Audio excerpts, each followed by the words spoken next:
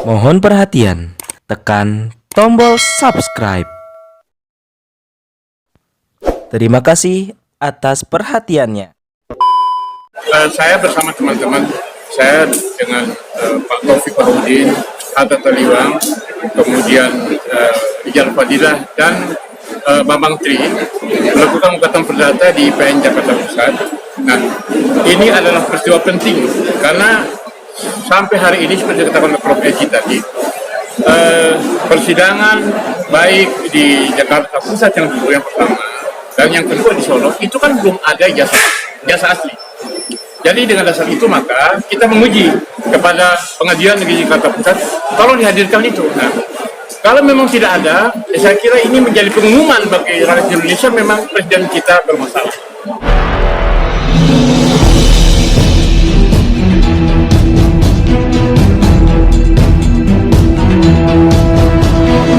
Saya Yas Muhammad, driver online Depok.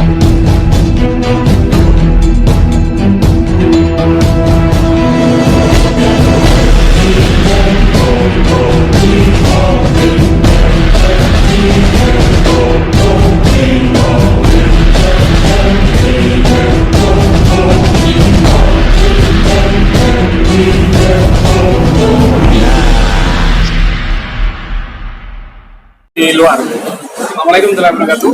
Waalaikumsalam. Kami saat ini berada di Main Selatan dalam rangka tadi kegiatan intervensi dan kegiatan Multi Group, dan kami intervensi David Tobing. Nah, untuk selanjutnya kami umumkan, kami beritahukan insya Allah tanggal 9 nanti jam 10 pagi di Pengadilan Negeri Jakarta Pusat, Jakarta Pusat akan digelar gugatan pertama tentang ijazah palsu terhadap Jokowi.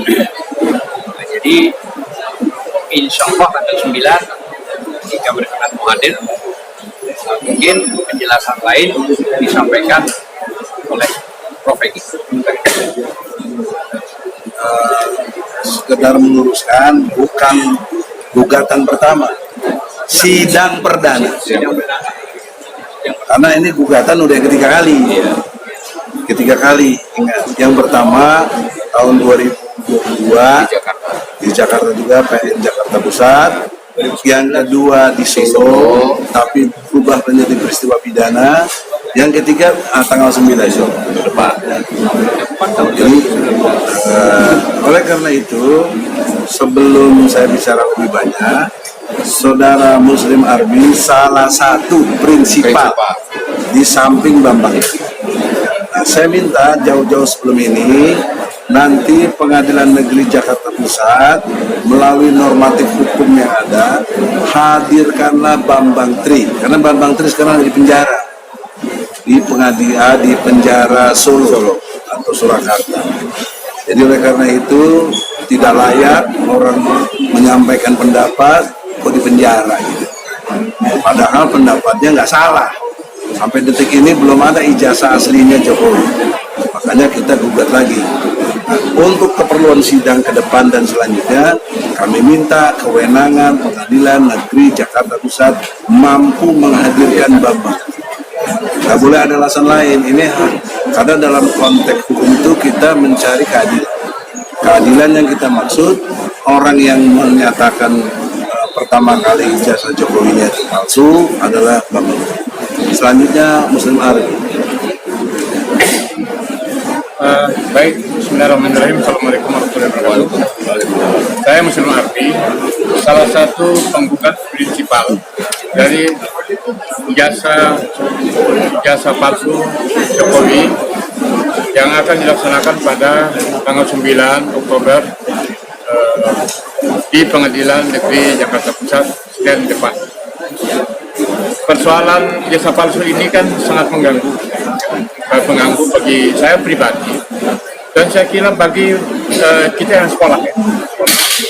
Oleh sebab itu saya bersama teman-teman, saya dengan Pak Taufik Bahudin, Hatta Taliwang, kemudian Rijal Fadilah dan Bambang Tri melakukan gugatan perdata di PN Jakarta Pusat. Nah, ini adalah peristiwa penting karena sampai hari ini seperti dikatakan oleh Prof. Edi tadi, persidangan baik di Jakarta Pusat yang dulu yang pertama dan yang kedua di Solo itu kan belum ada jasa asli. Jadi dengan dasar itu maka kita menguji kepada Pengadilan Negeri Jakarta Pusat, tolong dihadirkan itu. Nah, kalau memang tidak ada, saya kira ini menjadi pengumuman bagi rakyat Indonesia memang presiden kita bermasalah dari sisi jasa ini. Nah, oleh sebab itu saya menghimbau kepada kita semua, karena ini menyangkut kepentingan kita semua, maka kita beramai-ramai datang pada tanggal 9 Oktober di Pengadilan Negeri Jakarta Pusat pada hari Senin. Sekian, terima kasih. Assalamualaikum. Ada pertanyaan dulu, bagaimana kalau seperti gugatan yang pertama, pengadilan menjawab bahwa pengadilan tidak berwenang. Lalu kalau persoalan ini kan menyangkut masalah sangat prinsipal terkait dengan posisi, karena begini ya, ijazah itu kan menentukan pendaftaran pada saat baik ya sebelum capres, baik di Solo ketika jadi wali kota maupun gubernur DKI bahkan presiden, ya kan. Nah, jadi kalau misalnya ini tidak ada, berarti ini akan menjadi persoalan semenjak menjadi wali kota Solo, gubernur DKI bahkan presiden. Nah, lalu kemudian kalau memang ini tidak ada, ya kan, ini berarti bahwa satu persoalan besar, ya kan. Lalu kemudian kalau pengadilan sendiri mengatakan tidak berwenang mengadili ini, terus kita menanya kemana ini? Ya, persoalan ijazah ini kita menanya kemana? Itu persoalan. Ini akan menjadi persoalan yang serius, ya kan? Karena apa? Karena ini tidak bisa dibuktikan, berarti memang kerjaan kita tidak punya ijazah asli. Nah, terus dia pakai jasa apa? Di Solo kan pakai titel doktorus, sampai di sini pakai insinyur. Nah, ini kan jadi persoalan. Di mana itu catatan dia punya doktoran, jasa doktoran insinyur itu kan itu masalahnya. Kalau tidak itu Dan juga menyangkut UGM. nah, dan menyangkut masalah UGM. Nah, dan apalagi mantan rektornya jadi menteri sekarang ini 2 kali. Mensesnek Pratikno itu Profesor Lantik itu mantan rektor UGM. Jadi sekarang sebagai Mensesnek ya akan 2 periode kan itu dia. Anteng betul di sana. Nggak mungkin nggak tahu. Jadi saya kira berbicara lah. Saya minta sudah Pratikno sebagai Mensesnek bicaralah ya kan. Kami juga nggak bodoh gitu loh masalahnya. Saya kira jadi sekali lagi saya minta supaya pengadilan menerima gugatan ini. Jangan sampai mengatakan tidak berwenang. Terus kita mencari kemana ini persoalan? Saya kira itu. Sekarang jujur dari sudut akibat hukum karena nggak ada ijazah aslinya bagaimana? Jujur maju. Assalamualaikum warahmatullahi wabarakatuh. Ya, saya juga terus satu anggota tim gugat ijazah Jokowi palsu dari Pawais ya hampir 2 tahun lalu banyak di Jakarta Pusat, kemudian pidananya juga teman-teman mewakili untuk ijazah palsu Jokowi itu di kota Solo, dan sekarang untuk yang kesekian kalinya kali Bang ya kita gugat lagi yaitu tentang ijazah palsu Jokowi itu. Seperti rekan saya Pak Muslim Andi tadi, bahwa ya bagaimana mungkin seorang presiden RI ya, orang nomor 1 dan tertinggi di negara ini tidak jelas jasanya, dan kasat mata ya secara gamblang itu diketahui bahwa pada waktu beliau menjabat wali kota Solo ya kira-kira 10 tahun 12 tahun lalu lah, itu detailnya kata dokter Andes sekarang menjadi insinyur ya. Jadi banyak aneh-aneh yang kita temukan. Oleh sebab itu diungkapkan dengan saya panggil tadi bahwa tunjukkan saja kalau memang ada ijazah ijazah aslinya, tunjukkan saja di persidangan depan itu yang ingin kami tahu. Dan dampaknya adalah akibat hukumnya sampai dengan 10 tahun depan ini warga negara rakyat Indonesia memiliki presiden yang tidak jelas ijazahnya ya, ijazah perguruan tinggi dan mungkin SMP-nya, SMA-nya juga demikian. Itu. Nah, untuk kejelasan hal itu, maka Jokowi harus menghadirkan jasa hasilnya di persidangan. Mana lagi cari kadirnya Bang itu? Kita cari kemana lagi? Itu saja. Akibat hukumnya apa buat Akibat Jokowi? hukumnya. Ya, akibat hukumnya Presiden Jokowi sebetulnya bisa kita makzulkan. Ya, impeachment bahasanya, walaupun juga terlambat di ujung-ujung, tapi nggak apa-apa demi hukum. Demi hukum apapun yang terjadi harus risiko yang akan berakibat hukum harus dilakukan. Bisa dimakzulkan.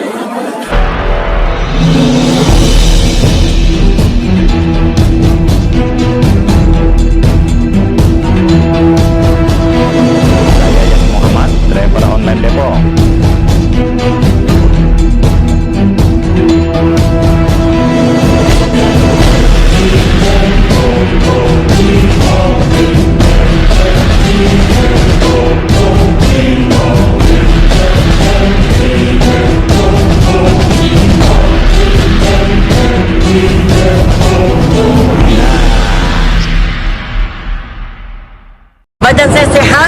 wajah saya segar, stamina saya selalu terjaga.